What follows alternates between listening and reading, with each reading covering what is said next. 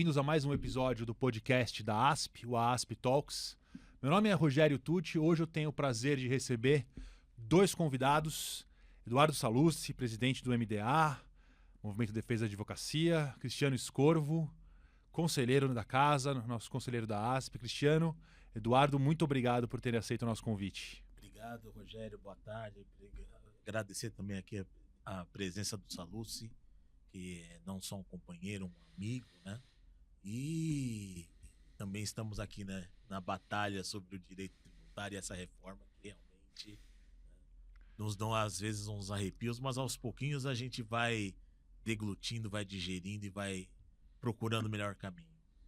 É uma satisfação, Rogério. Agradeço o convite a mim formulado para debater esse assunto tão atual, tão importante, né, que está causando tanta ansiedade em todos aí, ao lado do meu amigo Cristiano aqui, professor de direito tributário, e tenho certeza que desfrutaremos de um momento bastante agradável nesse dia.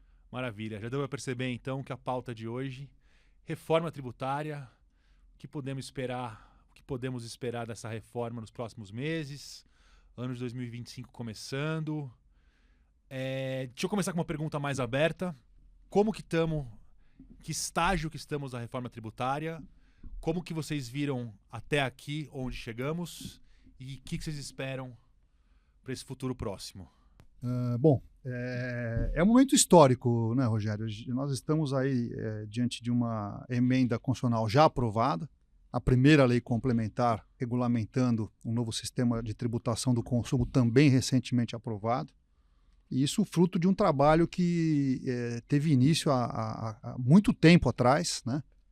Desde a Constituição de 88, na verdade, já se falava em reforma, mas esse projeto que aí está, ele já tramita desde a PEC 45, né?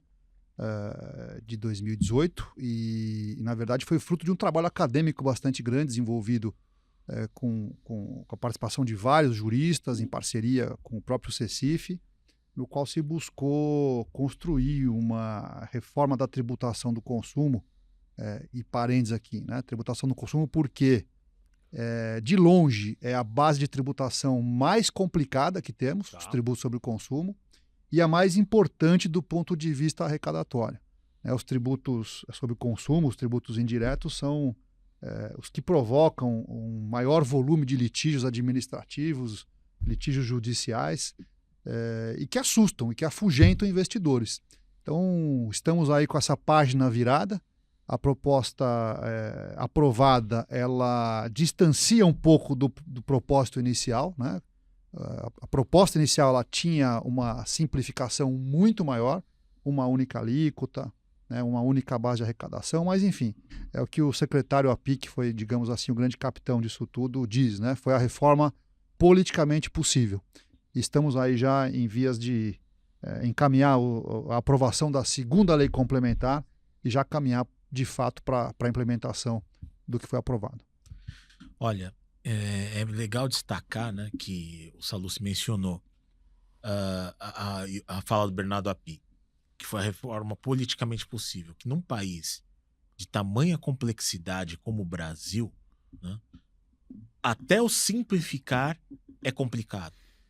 É interessante isso, porque as realidades são completamente distintas. A realidade dos estados do Norte e Nordeste não é a mesma realidade do Centro-Sul.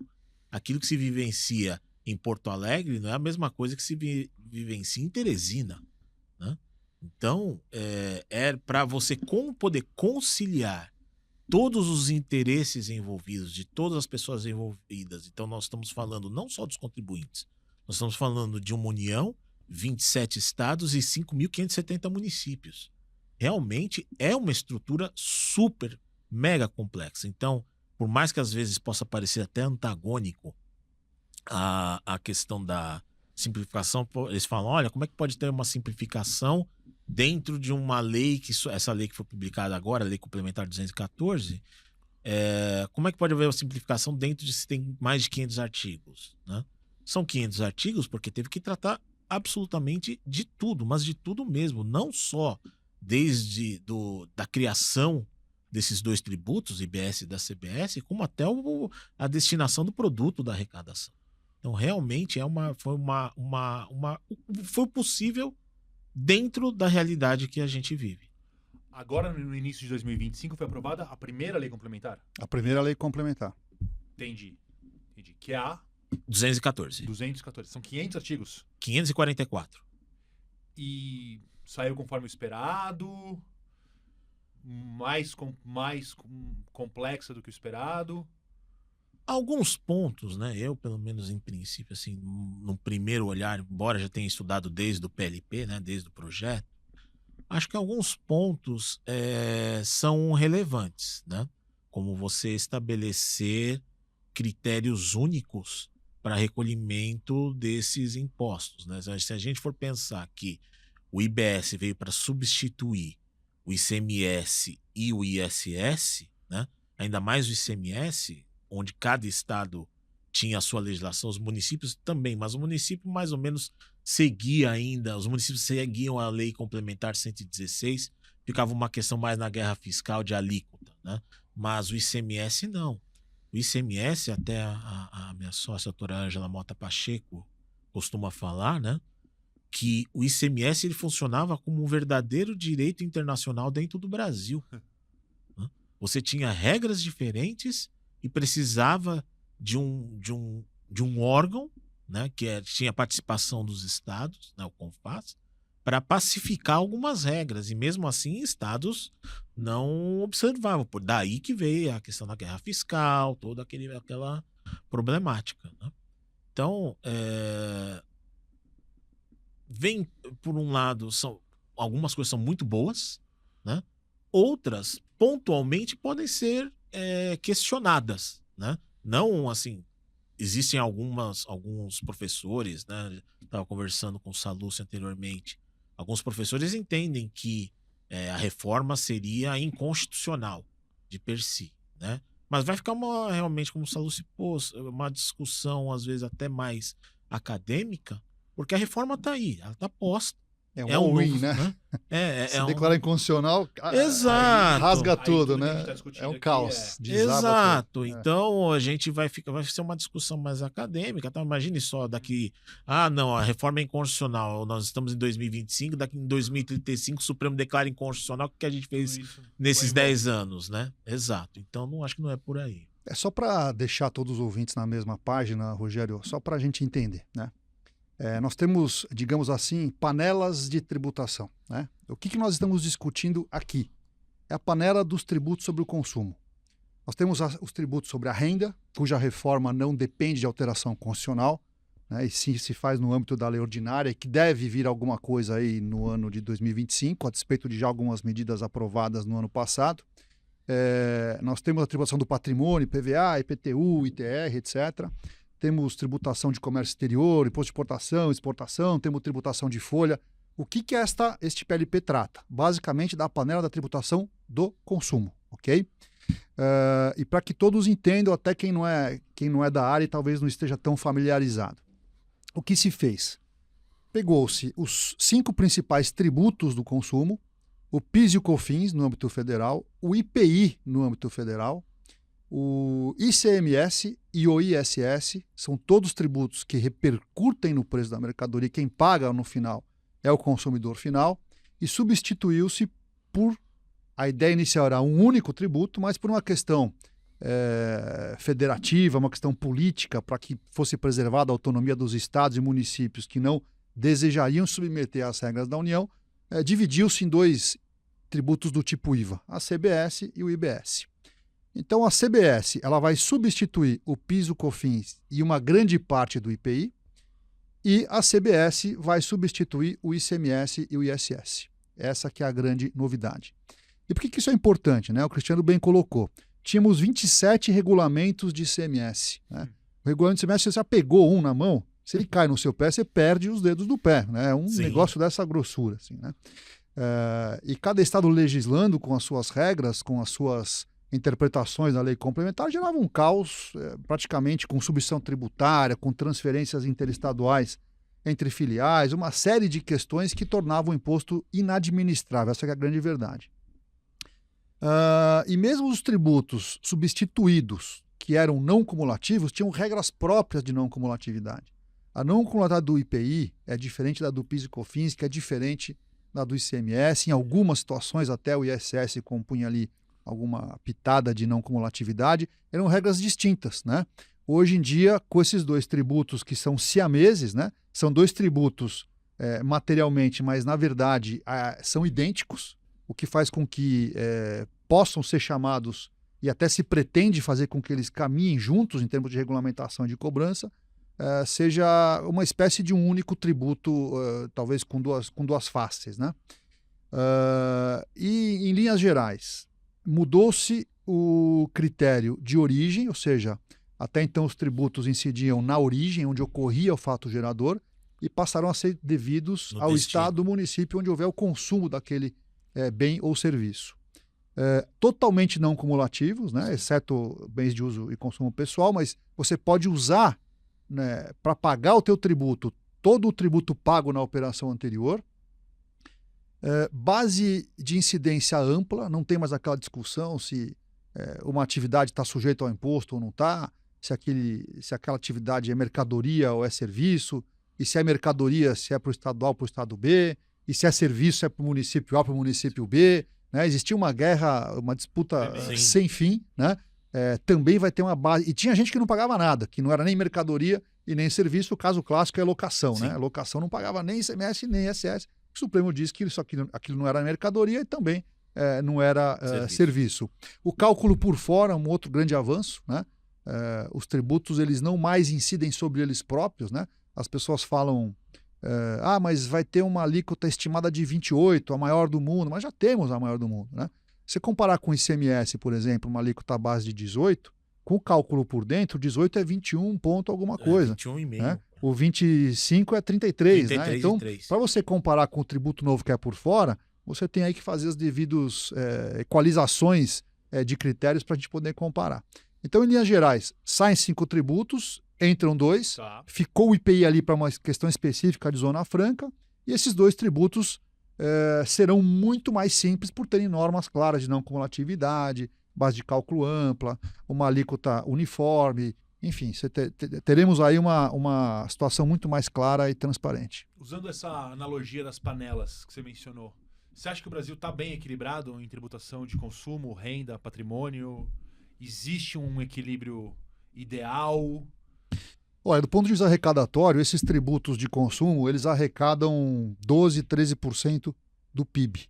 Né? Temos um PIB de 10 trilhões de reais, esses tributos geram 1,2, 1,3 trilhões de reais. É o mais importante. A tributação da renda é a segunda panela mais importante, por isso que vai merecer aqui um trabalho mais intenso da equipe econômica nesse ano de 2025. E a tributação da renda, ela tem sim um papel, talvez, digamos assim, mais destacado para concessão de incentivos fiscais, né? Benefícios fiscais específicos que façam com que certos comportamentos sejam induzidos. Os tributos de consumo não têm essa vocação, né? de serem concedentes de benefícios fiscais, né? E no Brasil nós usávamos isso, a guerra fiscal está aí, né? Nós presenciamos isso muito enfaticamente nos últimos anos. E a guerra fiscal, com a mudança do critério de origem para o destino, a despeito de ser reiterado na emenda 132, que não mais será possível a concessão de benefícios fiscais, a verdade é que o deslocamento do tributo para o destino acaba com essa discussão. Né? Nenhum Estado vai dar um benefício fiscal, ou seja, vai dar um desconto do imposto para atrair o investimento se aquele imposto não é dele. Né? Ele não vai fazer cortesia, nem pode, com o chapéu do outro. Né? Então, assim, a gente, na verdade, essa reforma pretende reduzir a regressividade, ou seja, os tributos de consumo eles acabam onerando mais o mais pobre, né? Do que o mais rico, né? Até porque a nossa condição de consumo ela tem, em alguma medida, certos limites, né? E o que se pretende agora é minimizar essa regressividade, né? E deixar para o imposto de renda fazer também o seu papel de redistribuição de renda de uma maneira mais justa. Olha, a reforma não pode ser vista como algo isolado em si mesmo. Por mais que tenha essas substituições de tributos, nós estamos falando de tributação sobre o consumo que, na prática, ela vai onerar realmente, proporcionalmente, o cidadão mais pobre. Então, a reforma do imposto de renda, ela é essencial, né? Mas qual reforma do imposto de renda virá?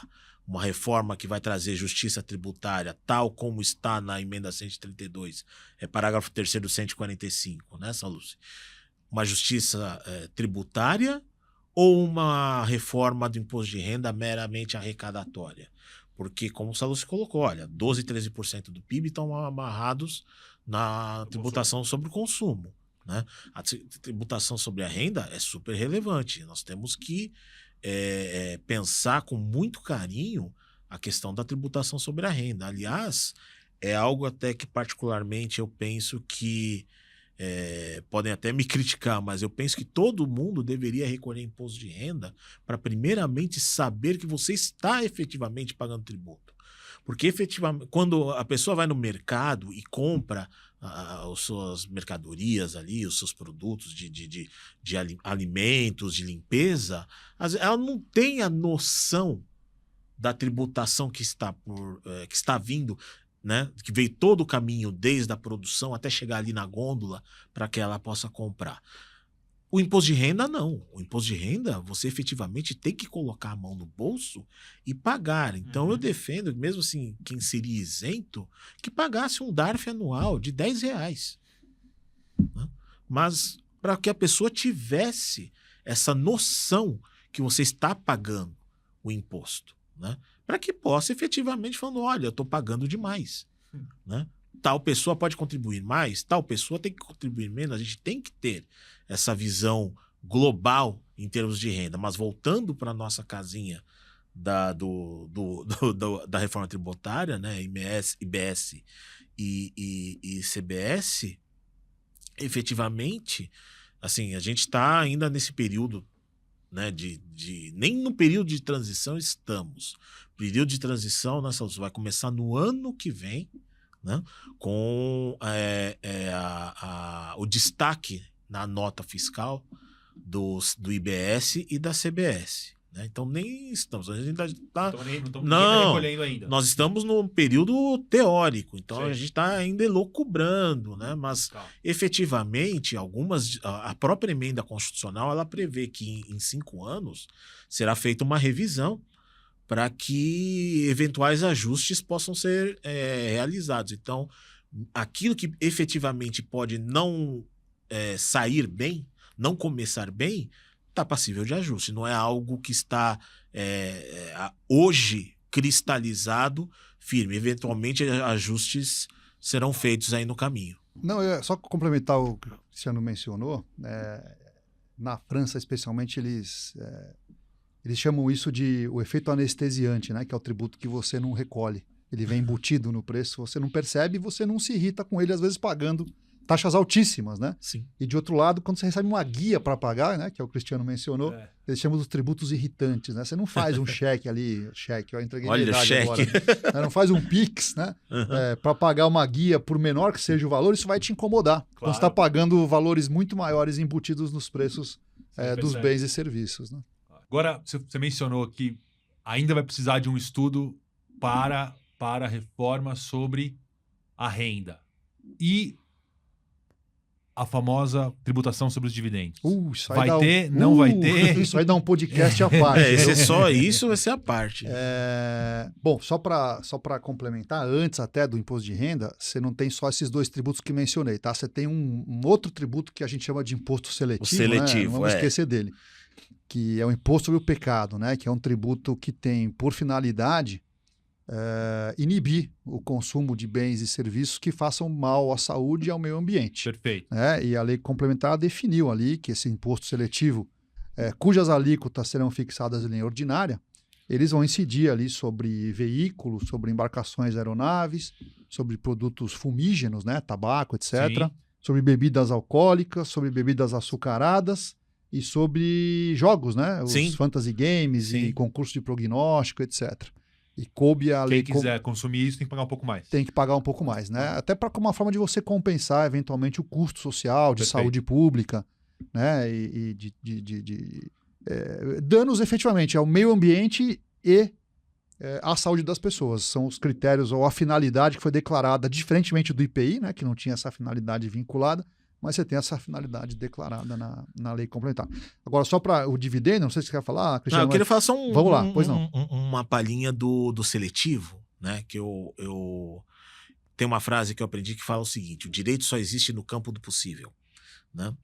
E eu não consigo enxergar o seletivo como meramente arrecadatório.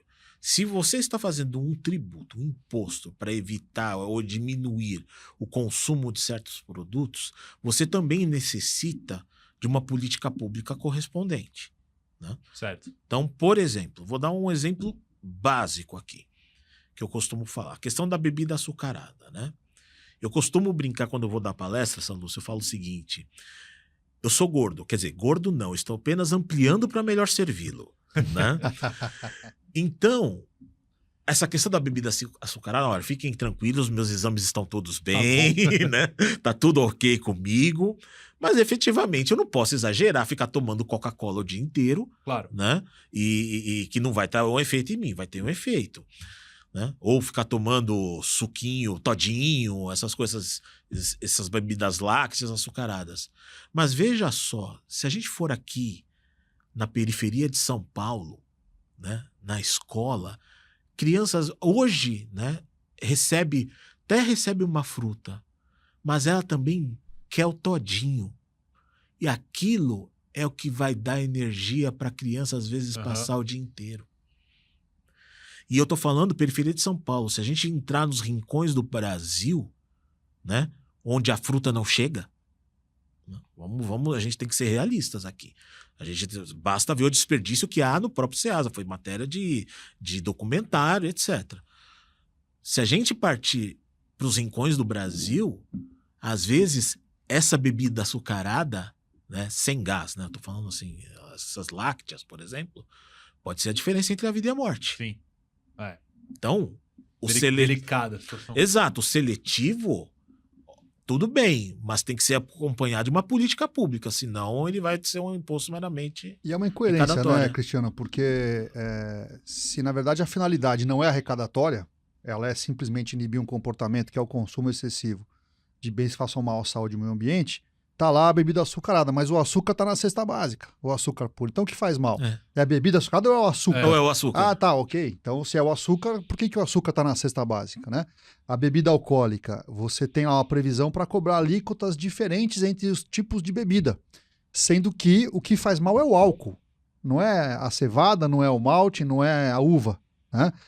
E todas as bebidas, elas têm álcool. Ou seja, o que faz mal não é a bebida, e sim a quantidade que você consome. Claro. Se eu tomar cerveja exageradamente, vai me fazer mal do que se eu tomar uma dose de um destilado mais forte, né?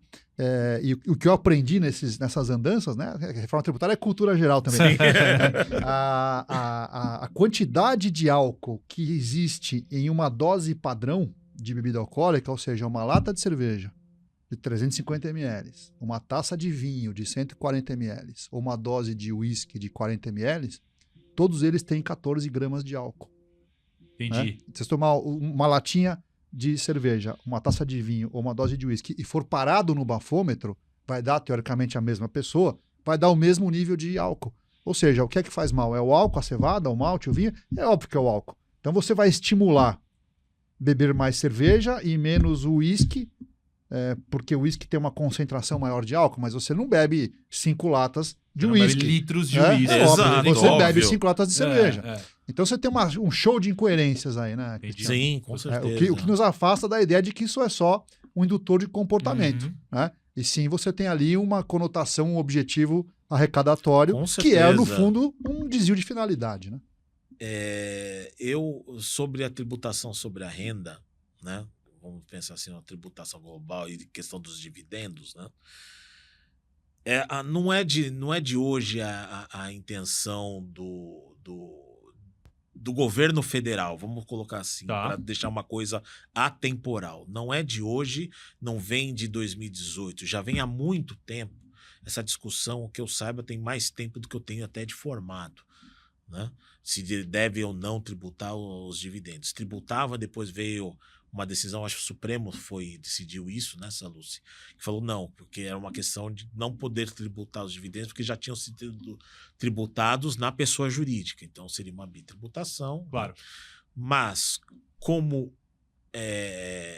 por conta até das políticas públicas que hoje está se diminuindo o número de CLTs, está se aumentando o número de PJs, né? Isso, lato sensu, não é só pensar na empresa como eu pensava nos anos 70, nos anos 80. Lato sensu. Está se vendo realmente uma necessidade de você rever a questão da distribuição de dividendos. Agora, se é constitucional ou não, né, vai dar muito pano. Dar muito. Tem gente que vai defender, alguns vão defender a tributação, outros vão falar, não, é inconstitucional, já tem decisão do Supremo, né? E não pode haver bitributação. Pela justiça tributária, né, que agora foi um novo princípio inserido lá na emenda constitucional, eu acho que a gente precisava pensar talvez num novo modelo de imposto de renda, né? Num modelo que efetivamente evitasse você pagar duas vezes. Como? Eu não sei ainda responder, depende do que virá na lei, mas acho que você precisava realmente um novo modelo do imposto de renda. Eu enxergo, Cristiano, que no fundo, o pano de fundo é o seguinte, é a concorrência internacional. Né? Nos Estados Unidos o imposto de renda lá é 21%, na reforma que teve em 2019, podendo chegar a 19% após algumas deduções. E o que importa é a somatória dos impostos, né? Ou seja, se a pessoa jurídica que gerou aquela renda foi tributada hoje em 34% e ela vai distribuir o dividendo isento, né? E o argumento populista é rico não paga imposto porque recebe dividendo, é uma falácia. O que está se fazendo? Está simplesmente se concentrando na pessoa jurídica por uma questão até de maior facilidade de controle, de fiscalização e de arrecadação, né? O total do imposto. Quer se tributar o dividendo. Ok, se você vai tributar o dividendo, você tem que reduzir o imposto da pessoa jurídica. Né? Vai tributar o dividendo em 5% ou em 10%? Ok, então vamos abaixar de 34% para 30%, para 25%. Eu estou incluindo contribuição sobre o lucro também. Né? E aí você fragmenta a cobrança em dois momentos, o que já existiu no Brasil, né? Até 96, se não me falha a memória. E isso você tem uma perda de eficiência fiscalizatória e arrecadatória enorme, né? Além dos aspectos que envolvem os efeitos colaterais. Ou seja, vamos dar um exemplo aqui. Eu tenho a minha empresa e se eu distribuir dividendo, eu vou pagar o imposto. Então, o que eu tendo a fazer? Eu deixo o dinheiro na minha empresa, né? Eu vou ter uma empresa supercapitalizada e vou ter um sócio acionista que é o consumidor, porque a empresa não é consumidora, com menos capacidade de gastar. Né? Ela estimula investimentos piores. Né? Eu quero investir na empresa do Cristiano. Para investir na empresa do Cristiano, eu tenho que resgatar o dinheiro da minha empresa via dividendo, pago o tributo para investir na do Cristiano. Não, esse pênalti inviabiliza. Então, ele me obriga a manter o dinheiro investindo no meu negócio, mesmo que eu queira investir em outro negócio que eu julgue mais eficiente do que o meu. Né? Enfim, tem uma série de problemas aí na tributação dos dividendos. Eu publiquei um artiguinho com 15 razões, né? E realmente tem uma infinidade de questões aí que devem ser consideradas. Mas eu acho que, em linhas gerais, não é... vamos comparar Brasil e Estônia, né? Brasil e Estônia. Ok, Brasil e Estônia, e daí? Né? Então, quer comparar a tributação? Compara o todo. Né? Que país que tributa receita com PIS e COFINS? Somos só nós. Que país que tributa onera a folha com custos sociais e previdenciários aí de 70%? Somos só nós. Né? Então, se nós quisermos comparar a tributação, vamos comparar o todo e não simplesmente aquilo que interessa. Esse discurso ele incomoda um pouco quando a gente pega só a parte que... exatamente, isolada. Tem que olhar o todo. Fora a contraprestação, né? Eu pago o tributo, não estou na Dinamarca, mas eu não preciso pagar a escola para o meu filho, não preciso ter segurança na portaria do prédio onde eu trabalho, onde eu moro, né? Tenho hospital de graça, não preciso plano de saúde, enfim. Né? Nós não temos isso. Então, acho que também há esse custo relativo que deve ser ponderado quando se definir qualquer novo aumento de tributo. Não, sem dúvida, sem dúvida. Foi interessante o Salus tocar nessa questão dos outros países, porque esse aqui é um fato que eu vou contar. E agora entrando até na questão da contribuição previdenciária. A filhada do padrinho do meu filho, ela mora hoje no Canadá, ela e o marido, né? Então, ela trabalha, acho que numa construtora, numa firma de engenharia, ela é engenheira civil, e ele trabalha numa montadora. Pois bem, ele fala, eu sou tributado a 42%, né? Mas, como eu sou, né, o marido dela, é funcionário da montadora, eles podem fazer um leasing subsidiado e ele tem um carro muito bom, que hoje aqui no Brasil está fácil na casa dos 280 a 300 mil reais, que seria inacessível para a maior parte da população. Claro. E ele é funcionário júnior, porque ele tem 28 anos só. Então veja, como é importante essa questão do dinheiro às vezes ficar na empresa e você não poder investir. Lá, eles fazem de tudo para deixar o funcionário contente. Inclusive falando, olha, você tem um leasing, subir uma linha de crédito aqui da própria montadora e você vai andar com o meu carro. Né? Ótimo, bacana. Se isso for feito no Brasil, a Receita vai querer cobrar imposto de renda, vai computar com o salário, vai querer computar também a contribuição previdenciária. Então o sistema que deveria dar alguma coisa já de retorno, porque a gente tem uma carga tributária alta, não dá, e também impede de que a empresa possa investir no seu funcionário, de dar uma vida mais confortável, por exemplo. Antes da gente encerrar, o que vocês esperam para 2025 em termos de reforma tributária? Acho que a gente podia falar de 2025 em diante, né, Cristiano? Falar um pouco da transição que as pessoas, talvez, também para fechar, acho que onde estamos e quais são os próximos passos, né? Em 2025 teremos a votação do PLP 108, né, que é a segunda parte da regulamentação, que vai tratar do comitê gestor, da administração, fiscalização do tributo, contencioso administrativo, enfim, essa estrutura de gestão desse próprio imposto, e que realmente será um PLP aí também bastante tormentoso. Uma vez aprovada, teremos em 2026 o início da transição, com a cobrança, como o Cristiano colocou, de 0,9 da CBS e 0,1 da IBS. Por quê?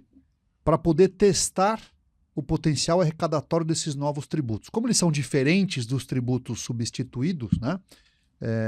Qual é o potencial de arrecadação? Então, com a cobrança de 1%, vai se identificar, olha, 1% do tributo, que não será necessariamente recolhido, você vai ter que destacar no documento fiscal, você consegue arrecadar X. Bom, para eu arrecadar os mesmos 1,2 ou 1,3 tri, qual é a alíquota que eu preciso? Para que a alíquota tenha uma justificativa. Uma justificativa. Aí vai se fazer esse teste em 2026. A expectativa é que seja próximo de 28%, pelo menos o que a Receita Federal ou o Ministério da Fazenda falou, né? Eu não sei como eles computam ou como eles capturam a economia informal que será trazida para a formalidade, mas enfim. Muito bem. A partir de 27, definida essa alíquota, o comitê gestor vai sugerir, o Tribunal de Contas vai aprovar e o Senado vai fixar. O Senado Federal fixando a alíquota, ela já entra em vigor em 2027, substituindo integralmente a CBS, ok? Então, em 2027, teremos a CBS em pleno vapor e o imposto seletivo também. 2027 e 2028.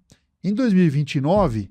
será a transição do IBS, com a extinção progressiva do ICMS e do ISS, o que vai durar até 2033. Né? Tá. Até 2032 e 33 ele já desaparece e aí entra o sistema novo. Tá? Por que foi feito esse prazo? Para permitir o fim dos benefícios fiscais que foram convalidados na Lei Complementar 160 e que devem ser extintos até 2032. Então, em 2032, o ICMS ainda vai sobreviver. Em 2032, acabam os benefícios fiscais, acaba também o ICMS e dali para frente a gente entra no sistema novo. Tá? Não sei se tem algum complemento, mas tem três fundos principais que é importante que todos saibam.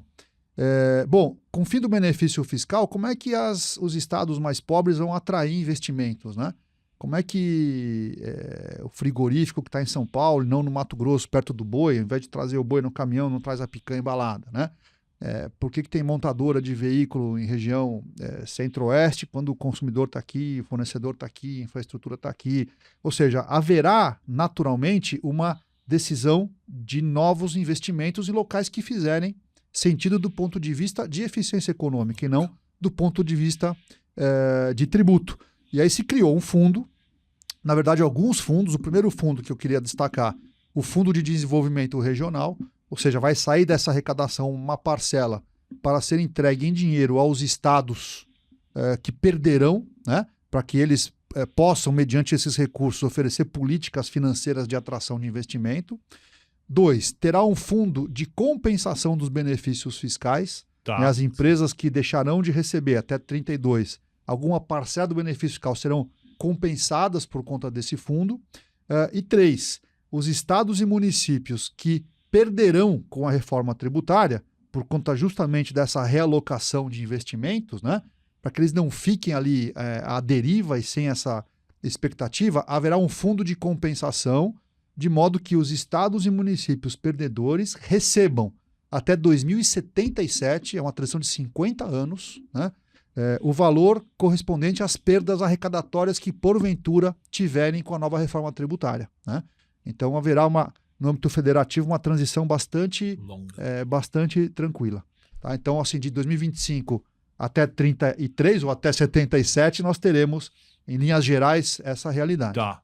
Olha, o que eu queria destacar aqui é deixar mais um recado, não é bem um alerta, é um recado para as pessoas, e em especial a nossa base associativa, que são os advogados. Consultem um colega tributarista, né? Consultem. Porque até estava conversando com o Sallusti fora aqui nos bastidores, não dá pra gente, como é que isso vai impactar a advocacia? É a resposta que minha esposa e meus filhos adoram. Depende. Né? Depende do seu tamanho, depende de quem é sua clientela, depende de como você cobra seus honorários. Né? Então é importante, né, Sallusti, que os colegas e outras pessoas também consultem os seus tributaristas, consultem seus advogados, para que possam fazer uma melhor estratégia ou, né, de transição, que pode impactar não só na forma do recolhimento, como também do seu investimento. Né? Então, consulte sempre um colega. Nossa base associativa também, você vai falar, tá todo mundo no Simples Nacional, o Simples não me impacta. Mas será que é isso mesmo? Né? Então, será que não, só por eu estar no Simples eu não vou sofrer impactos com a reforma tributária? Acho que talvez tenha que se pensar um pouquinho fora da caixa, né, o Simples, eu estou no Simples e isso não me afeta, né, e ver efetivamente qual que é o impacto que você pode ter, porque isso efetivamente pode impactar seu preço. Não tem dúvida. Né? Até na advocacia, só para fechar também, é bom lembrar que os serviços de profissões regulamentadas, como o advogado, eles terão uma redução de 30% nessa alíquota de referência. Né? Essa conquista foi uma conquista do MDA, da ASP, do CESA, do CINSA, do IASP. Excelente. Demos os braços e fomos lá para deixar claro que a defesa inicial era uma alíquota uniforme para tudo. Agora, na medida em que a lei ela concedeu regimes diferenciados, né, para algumas atividades, regimes específicos para outras atividades, regimes favorecidos para outras atividades, né, então rompeu aquela ideia de todo mundo pagar a mesma coisa. Se há alguém diferente que mereça um tratamento beneficiado, vamos pegar a Constituição Federal e vamos ver que a única profissão lá mencionada é a nossa, né, a advocacia. Né? E com base nisso, não ficamos dentro da regra de redução para saúde e educação, que chega a 60%. Também cesta básica nacional, com alíquota zero e etc. Mas temos ali, dentro das nossas atividades, uma redução de 30%. Isso é importante, o Cristiano comentou, porque, na verdade, quando você vai ter uma alíquota 30% menor do que a alíquota de referência, mas você vai gerar crédito para o teu cliente, isso não é custo, porque o teu cliente se apropria do imposto que você, advogado, está pagando. Né? Olha. Hoje o nosso honorário é custo. né? A partir de então, o nosso honorário vai submeter a um tributo, e esse tributo, o cliente tomador de serviço, se for contribuinte do IBS e da CBS, vão acabar aproveitando esse crédito para descontar do imposto a pagar na etapa seguinte. A exceção Sim. do Simples, né? Ou, na verdade, fala um pouquinho do Simples também, só que O Simples, tem a previsão, veio a previsão na emenda constitucional e agora também na lei, que quem está no Simples Nacional pode optar por recolher o IBS e a CBS no regime não cumulativo, né? Vamos colocar dessa forma. Isso é bom ou é ruim? Como eu disse, depende. Vai depender. Depende, né? Não dá para cravar aqui. Se olha, doutor, eu devo ir para o regime comum, né, do IBS e da CBS? Devo permanecer no Simples? É um estudo que tem que ser feito de uma maneira individualizada. Se ele atende consumidor final, Exato. pode ser conveniente ficar no regime de recolhimento único do Simples. Do Simples. Se ele atende preponderantemente empresas contribuintes do IBS, talvez seja importante ele destacar e recolher o IBS e a CBS no regime não cumulativo com crédito e débito. Então tem que avaliar com muita calma. Tem que avaliar, fazer uma avaliação individualizada. Por isso que é importante consultar um colega. Consulte sempre um advogado tributarista, né? Que aula! A gente tem que levantar nossa bandeira, né? Também. Excelente. Mais uma vez, muito obrigado. Uma nota final, por gentileza. Por favor. Bom, eu acho que é o que eu sempre cito uma frase do Pequeno Príncipe, não vou confundir igual no ministro lá, né? O Príncipe Maquiavel, mas o Pequeno Príncipe Saint-Exupéry, efetivamente. Os filhos ficam os meios. É o Pequeno Simples. É o Pequeno Príncipe mesmo, né? E ele diz que se nós quisermos conhecer as borboletas, temos que suportar as lagartas, né? Então, eu acho que terá um período difícil de transição, porque vamos conviver com 2 sistemas paralelos durante esse período. Mas após esse período teremos um sistema muito mais, digamos assim, amigável, né? E que vai acabar possibilitando uma atração de investimentos, um crescimento econômico aí estimado em 10%, 15% em 15 anos, tem estudos econômicos dando conta disso, justamente pela redução da burocracia, um único documento fiscal que vai concentrar questão de transporte, cupom fiscal, nota de serviço de mercadoria, vai ser um único documento fiscal, uma coisa muito simples. Isso faz com que a nossa advocacia não perca, né? Mas sim, ela ganhe junto com todo o Brasil, que vai acabar atraindo novos mercados, novos investimentos e novos trabalhos para todos nós.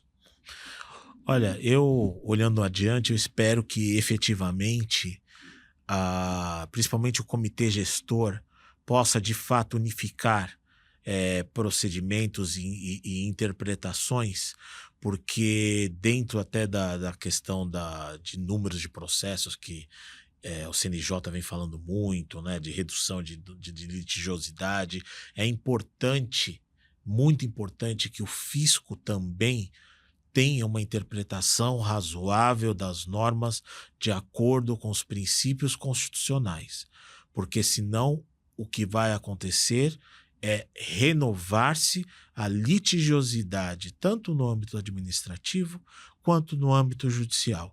É importantíssimo que o fisco realmente tenha a regra, possa fazer uma interpretação clara e razoável das normas. Porque senão o que vai acontecer é novamente discutir-se norma tributária dentro do judiciário.